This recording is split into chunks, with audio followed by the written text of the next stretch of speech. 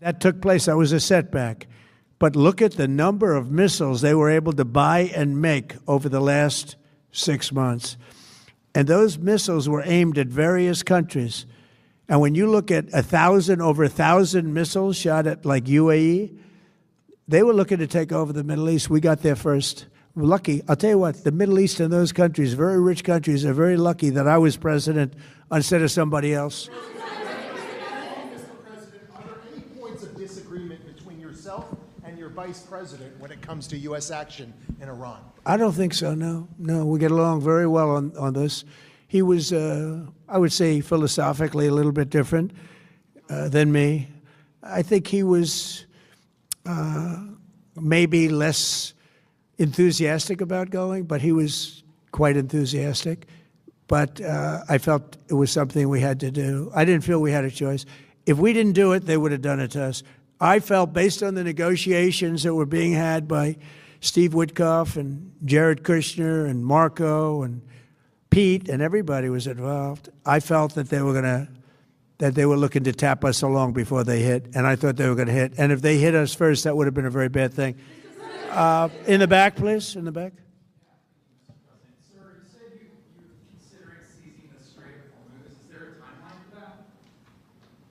About the Strait, you mean? Yeah, well, I want to keep it open. I want to keep it good. You know, it doesn't pertain to us so much as it does to China. We're really helping China here and other countries because they get a lot of their energy from the Straits. But, hey, look, we have a good relationship with China. It's my honor to do it. Yeah. Leader, you have called him an unacceptable choice. So does he have a target on his back? And how can you say I don't want to say whether or not he does because that would be inappropriate. But, hey, look, I had a target on my back because, as you people wrote pretty well, they caught the assassin that was after me. So we just got them first. But they caught the assassin. They have him now in custody that was after me. So, you know, but people don't like to mention that, but they did catch him. And I'd like to congratulate our military, Secret Service, FBI, all of the people that worked on that, but they did. Yeah, please. The war is almost over, though. Go ahead. No, go ahead, please. Thank you, Mr. President. You promised the Iranian people you would help them, but it sounds like you're willing to end this fight after your military objectives have wrapped up. Isn't that a betrayal of the people? Will I help them? I'd like to, if they can behave, but they've been very menacing. You know, they're great people. They have an amazing population. It's amazing, smart, brilliant, energetic. They have a great, I'd love to help them, but they have to be in a system that allows them to be helped. And right now they're in a system that only allows failure. And I don't want that. And I want a system that's not going to be attacking us. We want a system that can lead to many years of peace. And if we can't have that, we might as well get it over with right now. Yeah, please. President, as of today, there have been 8 U.S. military fatalities associated with the war in Iran. How many American deaths are you willing to have in this war? Well, as I said before, when you have conflict, it's been a very big 2 days, I have to say. And we'll be heading back to Washington, D.C. right after this. And I'd like to wish everyone a very good evening. And over the weekend, the United States military and the Israeli Defense Forces continued Operation Epic Fury very successfully. Over the past 9 days, we've carried out some of the most powerful and complex military strikes and maneuvers the world has ever seen.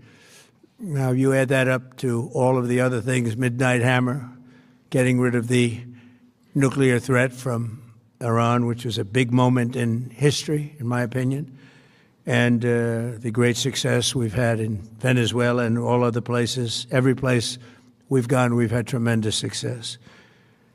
But while we're doing all of these things, we're achieving major strides toward completing our military objective. And some people could say they're pretty well complete. We've wiped every single force in Iran out very completely. Most of Iran's naval power has been sunk. It's on the bottom of the sea. It's almost 50 ships. I was just notified it's 51 ships. I didn't know they had that many. Didn't last very long. And these are fighting vessels. They're meant to fight, but they're not meant to fight against us. We continue to target Iran's drone and missile capabilities. Their drones are way down. Their drone manufacturing has been hit starting today. We know all of the places they manufacture the drones, and they're being hit one after another. Their missile capability is down to about 10%, maybe less. We're also hitting where they make missiles and where they deliver missiles. We've struck over 5,000 targets to date, some of them very major targets, and we've left some of the most important targets for later in case we need to do it. If we hit them, it's going to take many years for them to be rebuilt. One day, but it's all resulting in a 90% decline in various things, but in particular, Iranian missile launchers and 83% drop in drone launchers. As you know, the drone launchers are pretty well shot, but we're at over 90% decline in the Iranian missile launchers, which is very hard to reproduce and very hard to get.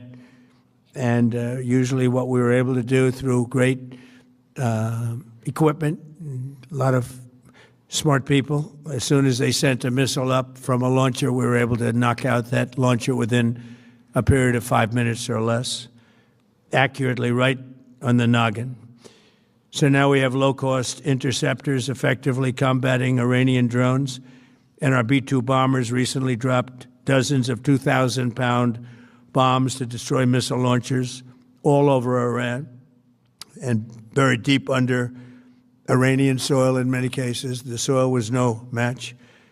And we're also annihilating the manufacturing base that the regime uses to build drones and missiles at a rate that nobody thought was possible. We're knocking them out. We know where they all are. We're knocking them out very quickly. We're ahead of our initial timeline by a lot. I would say that we probably would not have thought after a month we'd be here, in addition to the fact that we've taken out the leadership twice and maybe 3 times. And we, as you know, we want to be involved. We don't want another president that maybe wouldn't be willing to do what I'm willing to do for the good of the world, for the good of our nation, to be stuck with a situation in 5 years or 10 years from now. So we think they should put a president in, or the head of the country in, that's going to be able to do something peacefully for a change. They've been doing this for 47 years, killing people for 47 years, whether it's the barracks or even the SS Cole where they were involved. Very strongly, they always denied it. But where they were very strongly involved, and all of the people that died through the roadside bombs, died and are right now walking around with no legs, no arms, a face that's been so badly damaged. The Iranian regime has been attacking Americans and spreading terror for 47 years, and despite these countless opportunities to renounce their nuclear ambitions, which they had just a short while ago, they told Mr. Witkoff, who is standing right over here, they said, they actually said, we want to keep building. Essentially, in a real nutshell, we want to continue to build nuclear weapons. If we didn't knock out Midnight Hammer, if we didn't knock out their Iranian potential, if we didn't do that with Midnight Hammer, they would have had a nuclear weapon. They would have used it long before now. And at a minimum, Israel would have been annihilated. I was very lucky that we had the courage to do that, that we had the talented pilots and the great equipment. The B-2 bombers are unbelievable. We ordered 25 more, by the way. The newer